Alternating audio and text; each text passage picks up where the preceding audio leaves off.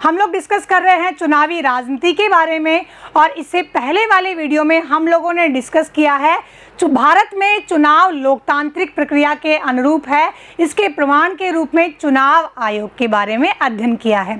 हम लोगों ने जाना कि भारत में चुनाव संपादित करवाने के लिए एक संस्था होती है जिसका नाम है भारतीय निर्वाचन आयोग। और भारतीय निर्वाचन आयोग के द्वारा चुनावी कार्यों को निष्पक्ष रूप से और स्वतंत्रता पूर्वक संपादित करवाया जाता है। हमने यह भी जाना कि भारतीय निर्वाचन आयोग को चुनावों का निष्पक्षता पूर्वक संपादन कराने के लिए आदर्श चुनाव संहिता को लागू करने का अधिकार होता है। इसे मानने के लिए सभी उम्मीदवार और सभी राजनीतिक दल बाध्य होते हैं और यदि आदर्श चुनाव संहिता का अनुपालन नहीं करते हैं तो निर्वाचन आयोग यथोचित अनुशासनात्मक कार्यवाही उनके खिलाफ कर सकती है। इस तरह से बच्चों भारत में चुनाव लोकतांत्रिक है। इसी क्रम में आज हम लोग इसके सेकंड पार्ट की चर्चा करेंगे और जानेंगे कि चुनावों के लिए, उसके लोकतांत्रिक स्वरूप के लिए, उनकी स्वतंत्रता को बनाए रखने के लिए और लोकतांत्रिक व्यवस्था को मजबूती प्रदान करने के लिए एक निष्पक्ष और स्वतंत्र तथा शक्तिशाली संस्था का होना तो आवश्यक है ही, उसके साथ साथ उस चुनाव प्रक्रिया में लोगों की भागीदारी की संख्या में उत्तरोत्तर वृद्धि होना भी उस चुनाव प्रक्रिया को लोकतांत्रिक बनाते हैं। इसी के बारे में हम लोग चर्चा करेंगे कि भारत में लोगों की भागीदारी, लोगों की संख्या चुनाव गतिविधियों के अंतर्गत, मतदान प्रतिशत के अंतर्गत किस प्रकार से वृद्धि कर रही है, जो यह इंगित करती है, जो यह बताती है कि भारत में चुनाव प्रक्रिया लोकतांत्रिक है। यह बहुत ही महत्वपूर्ण प्रश्न है और पूछा जाता है कि क्या भारत में चुनाव प्रक्रिया लोकतांत्रिक है, और यदि है तो समझाइए। तो आप इसे बड़े ही आसानी से समझा सकते हैं कि भारत में चुनाव करवाने के लिए एक स्वतंत्र आयोग है जिसका नाम निर्वाचन आयोग है और उसके ये कार्य हैं। इसी प्रकार से दूसरा तथ्य है कि भारत में चुनाव लोकतांत्रिक है। इससे इस प्रकार से साबित कर सकते हैं, इस प्रकार से सिद्ध कर सकते हैं कि लोगों की संख्या में मतदान प्रक्रिया के अंतर्गत लगातार वृद्धि हुई है। इसी के बारे में हम लोग आज डिस्कस कर रहे हैं। बच्चों, चुनाव प्रक्रिया के अंतर्गत लोगों की भागीदारी तब बढ़ती है जब जनता को यह महसूस हो, लोगों को यह मालूम हो कि चुनाव प्रक्रिया स्वतंत्रता तथा निष्पक्षता पूर्वक संपादित हो रही है, यानी चुनाव में किसी प्रकार की कोई धांधली या गड़बड़ी नहीं हो रही है। और ये गड़बड़ियाँ यदि लगातार होती रहती हैं, बार बार होती रहती हैं और बहुत बड़े पैमाने पर होती हैं तो लोगों का उत्साह मतदान के प्रति अपने आप ही निरुत्साह में परिवर्तित हो जाएगा, यानी लोग निराशाजनक स्थिति में आकर मतदान से दूर होने का प्रयास करने लगेंगे। लेकिन स्वतंत्र निर्वाचन आयोग के द्वारा चुनाव का संचालन बड़े ही निष्पक्षता और शक्तिशाली ढंग से करवाया जाता है, जिसमें गड़बड़ियों की आशंका बहुत कम होती है। और यदि कहीं इतने बड़े स्तर पर चुनाव संपादन का कार्य करवाया जाता है, कहीं गड़बड़ियाँ होती है तो वे भी इतने बड़े पैमाने पर नहीं होती कि जनता के द्वारा चुनावों को नकार दिया जाए। हम देख रहे हैं कि दिन प्रतिदिन लोगों का रुझान चुनावों के प्रति अधिक बढ़ रहा है। यदि दूसरे देशों से तुलना करें तो यह और भी सटीक रूप में और भी स्पष्ट रूप में हमारे सम्मुख आता है कि पाश्चात्य संस्कृति, पाश्चात्य देश जैसे यूरोप तथा उत्तरी अमेरिका के संदर्भ में यदि हम तुलना करते हैं तो पाते हैं कि भारत के अंतर्गत जो चुनावों का प्रतिशत है, चुनावों का जो रेशियो है वह दिन प्रतिदिन बढ़ा है, जबकि यूरोपीय देशों के अंतर्गत यह प्रतिशत घटा है। यह इसी बात को साबित करता है कि भारत में चुनाव प्रक्रिया लोकतांत्रिक है और भारत की चुनाव प्रक्रिया के प्रति लोगों का विश्वास दिन प्रतिदिन बढ़ रहा है। इसे इस चार्ट के माध्यम से, इस ग्राफ के माध्यम से हम समझ सकते हैं। तुलना की गई है ब्रिटेन और भारत के वोटर्स के परसेंट का, यानी उनके प्रतिशत में। जो रेड लाइन में जो है वह ब्रिटेन के मतदाताओं के प्रतिशत को दर्शा रही है और जो ब्लू लाइन है वह भारत के मतदाताओं के प्रतिशत को दर्शा रही है। गणना का वर्ष 1991 से 2015 के मध्य निर्धारित किया गया है। जैसा हम लोग इस लेखा चित्र का अध्ययन करें तो पाएंगे कि जहां 1991 में ब्रिटेन में मतदान का प्रतिशत 78 यानी 78% था, वहीं 2015 में गिरकर यह 66% हो गया, यानी लगभग 12% की मतदान में कमी आई है। वहीं भारत में यह परसेंट 56 था, यानी 56% था, जो 2015 में बढ़कर 66% हो गया, यानी 10% की बढ़ोतरी हुई है। इससे यह स्पष्ट होता है कि भारत के मतदाताओं का रुझान चुनाव प्रक्रिया में दिन प्रतिदिन बढ़ रहा है और यह पश्चिमी देशों से तुलना करने पर अधिक स्पष्ट रूप से हमें समझ में आता है। आमतौर पर यह देखा जाता है कि भारत के अंतर्गत गरीब, कमजोर तथा पिछड़े वर्गों के लोग मतदान प्रक्रिया के अंतर्गत अधिक भाग लेते हैं, जबकि अमीर तथा बड़े लोग मतदान प्रक्रिया से बचते हैं। स्थितियां पश्चिमी देशों के अंतर्गत इससे उलट है। वहां पर जो अमीर लोग हैं वे लोग मतदान प्रक्रिया के अंतर्गत, यानी अमीर और श्वेत वर्ग है वह मतदान प्रक्रिया में अधिक भाग लेता है, जबकि वहां के गरीब, अफ्रीकी मूल के हिस्पैनिक लोग आदि लोग मतदान प्रक्रिया से बचना चाहते हैं, यानी मतदान में उनका प्रतिशत कम है।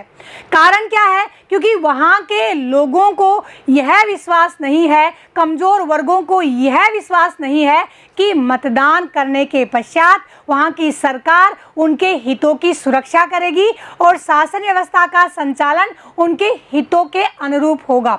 जबकि भारत में गरीब से गरीब, कमज़ोर से कमज़ोर और पिछड़े से पिछड़ा वर्ग भी यह विश्वास रखता है कि मतदान करने के पश्चात वह शासन प्रक्रिया का एक भाग बन जाएगा और शासन प्रक्रिया पर नियंत्रण स्थापित कर पाएगा। इसीलिए भारत में कमजोर तथा पिछड़े लोगों का प्रतिशत मतदान का अधिक है, जिसे इस ग्राफ के माध्यम से हम समझ सकते हैं। तुलना की गई है भारत और अमेरिका के मध्य। इसमें विभिन्न वर्गों को दर्शाया गया है और उनके मतदान के प्रतिशत को अंकित किया गया है। जैसे भारत में ऊंची जातियों का मतदान 56%, पिछड़े वर्गों का 58%, अनुसूचित जाति का 60% और अनुसूचित जनजाति का 61%। यानी हम उत्तरोत्तर बढ़ते हुए क्रम में देख रहे हैं कि भारत में पिछड़ी जातियां, कमज़ोर वर्ग के लोग मतदान प्रक्रिया में अधिक प्रतिशत का योगदान रखते हैं। इसी प्रकार से अमेरिका में जो हिस्पैनिक है उनका 28%, अश्वेत लोगों का 56% और गोरे लोगों का 60%। यानी भारत के बिल्कुल उलट स्थिति है। अमेरिका में अमीर और गोरे लोगों के द्वारा मतदान प्रक्रिया में अधिक भाग लिया जाता है। आम लोगों का भी चुनाव प्रक्रिया के अंतर्गत बड़ा विश्वास होता है। उन लोगों की धारणा यह होती है कि वे शासन संचालन पर अपना दबाव स्थापित कर पाएंगे, अपना नियंत्रण स्थापित कर पाएंगे और राजनीतिक दलों की विभिन्न गतिविधियों में किसी न किसी रूप में वे भागीदारी स्थापित करते हैं। इसी के कारण मतदान प्रक्रिया के अंतर्गत लोगों का बहुत अधिक विश्वास बढ़ जाता है। यानी लोग मानने लगते हैं कि मतदान ऐसी क्रिया है जिसके माध्यम से वे शासन से तो जुड़ेंगी, अपने लिए नीतियाँ बनाएंगे, अपने लिए अपने हितों का संरक्षण करेंगे और अपने लिए राजनीतिक दल, अपने लिए उपयुक्त नीतियां और अपने लिए अपने प्रतिनिधियों का चुनाव करेंगे। यानी यह माना जाता है कि चुनावों से, मतदान करने से हमारे ऊपर प्रभाव पड़ता है, फर्क पड़ता है। इसी का एक सर्वे किया गया 2004 में CSDS के द्वारा, यानी राष्ट्रीय चुनाव अध्ययन के नाम से यह रिपोर्ट प्रस्तुत की गई, जिसमें यह था कि क्या आपके वोट से फ़र्क पड़ता है, जिसमें 67% लोगों ने कहा कि हाँ हमारे वोट से फ़र्क पड़ता है। 18% लोगों ने कहा कि कोई फ़र्क नहीं पड़ता और 15% लोगों ने कहा कि पता ही नहीं फ़र्क पड़ता है अथवा नहीं। इस अध्ययन से यह स्पष्ट हुआ कि यह मानने वालों की संख्या अधिक है कि हमारे मत से प्रभाव पड़ता है और वह संख्या है 67%। इस तरह से यदि चुनावों के आंकड़ों पर नज़र डाली जाए तो किसी न किसी रूप में यह स्पष्ट होगा कि चुनाव गतिविधियों में, चुनाव अभियान में और चुनावी कार्यक्रमों में लोगों की संख्या बढ़ी है, लोगों का मतदान प्रतिशत बढ़ा है और लोगों का चुनाव प्रक्रिया के प्रति विश्वास बढ़ा है। 2004 के चुनाव में 1/3 से ज़्यादा मतदाताओं ने चुनाव अभियान की विभिन्न गतिविधियों में भाग लिया। यानी 7 में से 1 मतदाता किसी न किसी राजनीतिक दल से संबंधित है, यानी सदस्य था। तो इससे यह स्पष्ट होता है कि लोगों का विश्वास राजनीतिक दलों के प्रति, उनके कार्यक्रमों के प्रति, राजनीतिक प्रक्रिया के प्रति और चुनाव प्रक्रिया के प्रति बढ़ा है। अब लोगों के इस विश्वास को हम इस पाई चार्ट के माध्यम से, इस ग्राफ के माध्यम से अधिक समझ सकते हैं। यह है कि भारत में किसी न किसी चुनावी गतिविधि में भाग लेने वाले लोगों का प्रतिशत, और यह अध्ययन भी भारत चुनाव के द्वारा 2004 के द्वारा किया गया, यानी CSDS के द्वारा किया गया। इसमें 1996 में लोगों का जो प्रतिशत था वह 8% था, 98 में बढ़कर 13% और 99 में बढ़कर 21% और 2004 में बढ़कर 32% हो गया। यानी यह स्पष्ट होता है कि लोगों की चुनावी गतिविधियों में भागीदारी दिन प्रतिदिन, वर्ष प्रतिवर्ष बढ़ती जा रही है। इस तरह से कहा जा सकता है कि चुनावी गतिविधियों के अंतर्गत लोगों की भागीदारी का बढ़ना चुनावों के लोकतांत्रिक स्वरूप को स्पष्ट करता है। अब भारत में चुनाव प्रक्रिया लोकतांत्रिक है अथवा नहीं, इसका निष्कर्ष निकाल सकते हैं एक अन्य तथ्य से, वह है चुनाव परिणामों को स्वीकार करके। दो तत्वों की हम लोगों ने बात की कि भारत में चुनाव प्रक्रिया लोकतांत्रिक है, स्वतंत्र एवं निष्पक्ष चुनाव आयोग के द्वारा चुनाव संपादित करवाए जाते हैं और लोगों की चुनावों में भागीदारी लगातार बढ़ रही है। तीसरा तत्व है चुनाव परिणामों को स्वीकार करके। यदि चुनाव के अंतर्गत गड़बड़ियां होती हैं, धांधलियां होती हैं और सत्तारूढ़ पार्टी बार बार सत्ता के अंतर्गत आती है, यानी चुनाव का परिणाम निष्पक्ष नहीं होता, यदि सत्तारूढ़ दल बार बार बदलता रहता है, तो यह सिद्ध करता है कि चुनाव निष्पक्षता पूर्वक संपादित करवाए गए हैं, किसी प्रकार की गड़बड़ियां नहीं हुई है।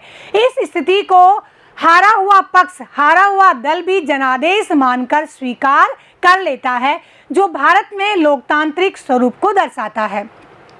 तो हम बात करेंगे उन तथ्यों की, उन बातों की जो भारत में चुनाव प्रक्रिया को लोकतांत्रिक स्पष्ट करते हैं। भारत में पिछले 15 वर्षों में जितने भी चुनाव हुए हैं उनमें शासक पार्टियां लगातार परिवर्तित हुई हैं, यानी 3 में से 2 चुनाव शासक पार्टियों ने हारे हैं। उससे यह स्पष्ट होता है कि सत्ता का परिवर्तन होना लोगों की मनोदशा, लोगों के विचारों और लोगों के मतों के आधार पर हुआ है, जो चुनाव प्रक्रिया को लोकतांत्रिक रूप से प्रकट करता है। दूसरा है अमेरिका में इसके विपरीत स्थिति है। अमेरिका में जो मौजूदा सांसद होता है, विधायक होता है, यानी जनप्रतिनिधि होता है, वह कभी भी चुनाव नहीं हारता, जबकि भारत में मौजूदा सांसदों और विधायकों में से आधे लोग चुनाव हार जाते हैं, जो यह बताता है कि पश्चिमी देशों की तरह भारत में सत्तारूढ़ दल का वर्चस्व चुनाव प्रक्रिया पर छाया नहीं रहता, चुनाव प्रक्रिया को नियंत्रित नहीं करता। चुनाव प्रक्रिया स्वतंत्र एवं लोकतांत्रिक तरीके से संपादित करवाई जाती है। इसी प्रकार से आपराधिक पृष्ठभूमि वाले लोग अक्सर चुनाव हारते हुए देखे गए हैं। उससे भी यह स्पष्ट होता है कि भारत में चुनाव जनादेश के अनुसार ही संपादित करवाए जाते हैं, और जब चुनाव का परिणाम नकारात्मक होता है, यानी किसी एक दल के लिए यह हार होता है, तो वह हारा हुआ दल इसे जनादेश मानकर स्वीकार कर लेता है। यह भी भारत की लोकतांत्रिक चुनाव प्रक्रिया को ही इंगित करता है। इस प्रकार से हम लोगों ने विभिन्न उदाहरणों के माध्यम से यह जाना कि भारत में चुनाव प्रक्रिया लोकतांत्रिक है। अब चुनाव प्रक्रिया लोकतांत्रिक है और स्वतंत्र चुनाव आयोग के द्वारा चुनाव का संपादन भी बड़े ही शक्तिशाली ढंग से संपादित करवाया जाता है, परंतु अनेक प्रकार की चुनौतियों का सामना अब भी हमारे लोकतांत्रिक चुनाव प्रणाली को करना पड़ रहा है। अगले वीडियो में इन्हीं चुनौतियों को डिस्कस करेंगे। तब तक के लिए जय हिंद, जय भारत।